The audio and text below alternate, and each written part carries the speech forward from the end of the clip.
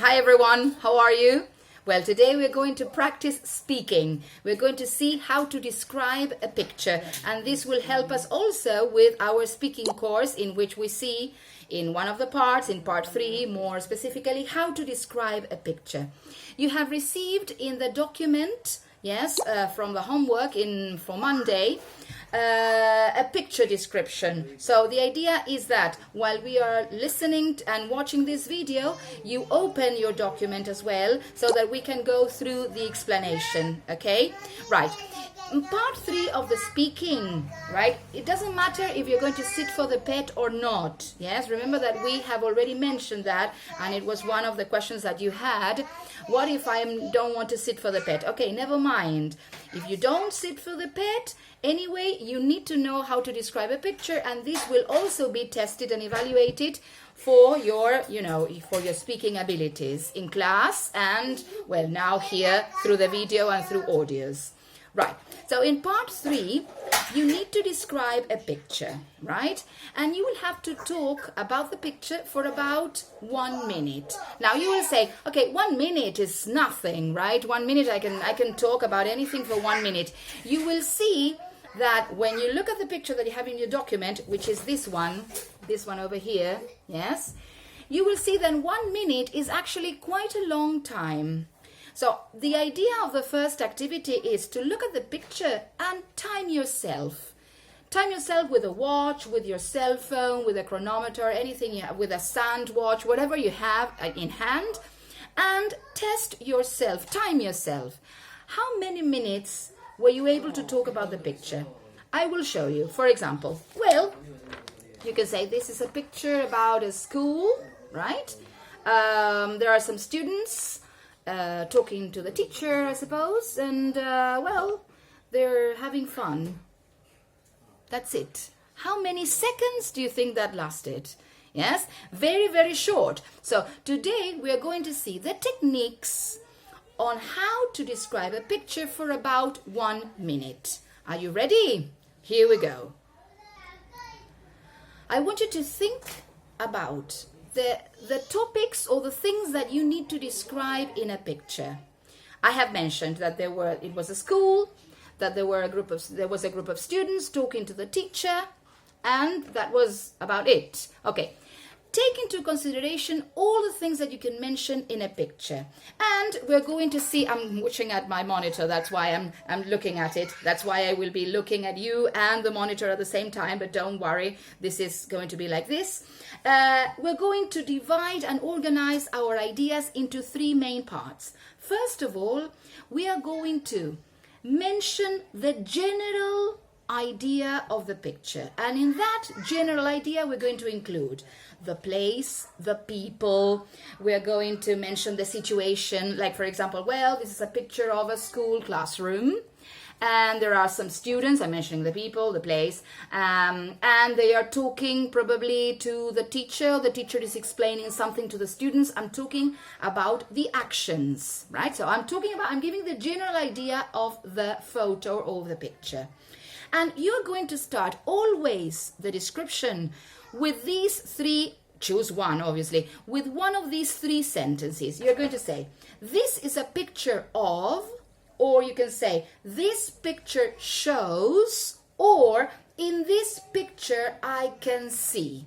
So every time you start a description, you're going to start with one of those 3 sentences. Choose one, obviously, right? So, well, this picture shows a classroom, a typical classroom where you can see some students and a teacher. Probably the teacher is explaining something to the students and so on and so forth. Good. When you have mentioned all the situation, the general situation, you are going to focus on some details, right? Now, when I say details, I mean relevant things that you can see in the picture. You're not going to mention that there is a window outside at the back, because that is not relevant most probably, right? So you need to mention the relevant facts, right, of what you can see, some of them, and then speculate about some things that you can see in the picture. For example, here in the back, in the background, you can see some women. Okay, you can say, I can see some women at the back. This is relevant because you can actually see them. And you can speculate, probably, maybe, I'm not sure. I think there might be, some of the children's mothers. They're visiting the classroom. Probably it's an open class in which family and students share an activity. Now, I'm not sure about this. I'm just speculating. I'm using my imagination. So, I am mentioning facts about the picture, relevant facts, and I'm also mentioning some sort of speculation, what I think might be a possibility in the picture. Okay? Good. In this part, it is very important to use vocabulary like, for example, in the background, in the foreground, meaning in the front of the picture, on one side of the picture, yes, at the bottom, in the middle, in the center of the picture, and those types of expressions. Once you have mentioned all the details and you have speculated about the facts in the picture, you are going to close the description with a very short opinion, short and sweet. Remember that short and sweet is very, very useful in this type of descriptions. So you're going to say, well, this reminds me of my school or my teacher, or when I do activities in group, or I like this picture because I love being in the classroom with my friends or doing projects or whatever it is. Or I don't like this picture very much because, and you give your opinion. Always when you say that you like or you don't like something, you need to say why, right? So remember, it is very important to organize your ideas into these three main divisions. First of all, you mention the general idea of the photo, in which you say where the picture was taken or what place it is, the people that you see in the picture, and what these people are doing, the situation, right? Like, for example, in this case, it's a classroom, right? Or it's a school, or it's an open class, or whatever it is. Then you pass on to the details. The details are the relevant facts that you can see. Relevant is very important because you're not going to mention something that's not important. Like, for example, the teacher is wearing a blue dress. Is it important to mention that in the picture? No. But suppose that all the students are wearing blue shirts. Probably that caught your attention. So you can say, well, I see that all the students are wearing a blue shirt, so I suppose that it must be the school uniform. But there you are, like, justifying why you're mentioning that the t-shirts are blue. But if not, don't focus on what the people are wearing unless it is necessary and relevant, right? Good. Then, when you have mentioned all the relevant facts, you speculate about those facts. Like, for example, remember that we said, okay, these women at the back are standing and probably watching at some of the students' work, maybe because it's an open class and they have visited the classroom and to be with the students and the teacher and so on. Because you are speculating, you're not sure about this, you're just making a supposition, right? Good. And then when you finish, before you close the description, you give a very short opinion in which you always justify if you like the picture or not, or if this picture reminds you of something in particular. Like in this case, well, it reminds me of my school, or the time that we do activities in groups with my classmates and so on and so forth. Good.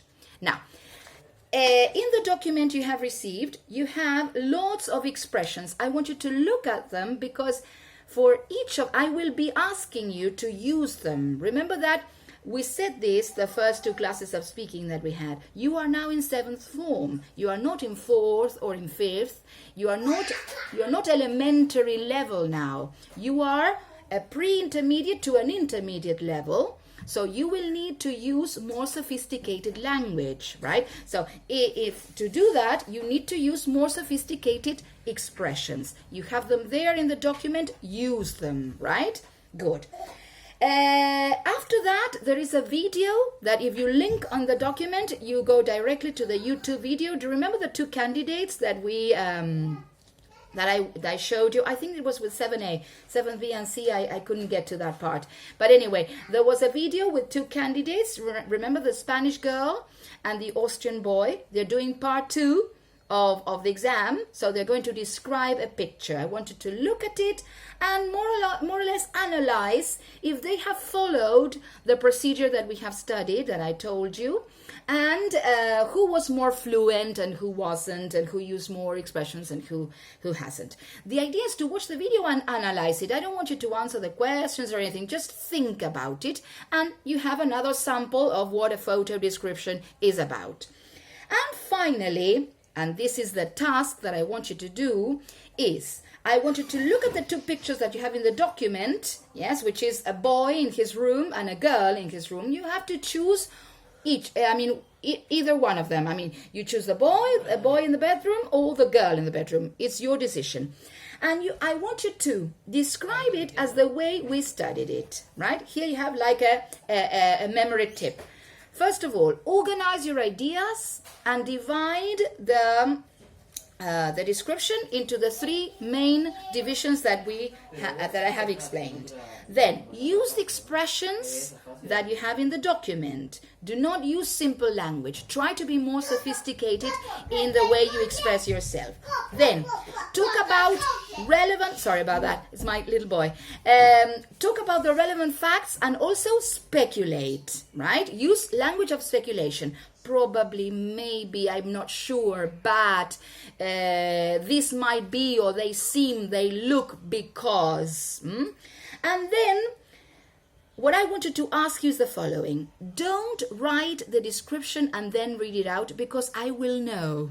I know everything. So it shows, and I can tell if you are reading out from a paper. It's not the idea. I want you to look at the pictures, probably think about what you're going to say before, and then when you're sure about what you say, you record yourself. But do not read from a paper. It's not authentic, right? It's just like reading a book, and it's not the idea. The idea is to be spontaneous, to be natural and fluent. So do not read. Thank you very much. And then send your recording, yes, to your teachers. Yes, Tamara and Sofia. Tamara and Sofia will send them back to me, and I will listen to them and give a feedback, right? Okay, so the idea is watch this video in order to have, more or less the explanation in your mind. Look at the document, look at the pictures, watch the video, and then look at the 2 pictures that you have here. Think about what you're going to say. Have it in mind, organize your ideas, write down some expressions that you want to use, and then when you're sure about what to say, record yourself. Do not read. I repeat, do not read. Okay, good. So, I hope you have understood this short but sweet. It wasn't short and sweet anyway, but this explanation, please, it's useful. And it's a good idea for you to start practicing, how to describe a picture, because this is a typical activity that we will be doing throughout the year, as together as many others, right? Okay, good. So I'm expecting your recordings, right, of the picture. Well, see you soon, I hope. And when I told you that, you see, classes were much better than this, I'm sure that you know what I'm talking about. Well, see you soon. Bye-bye.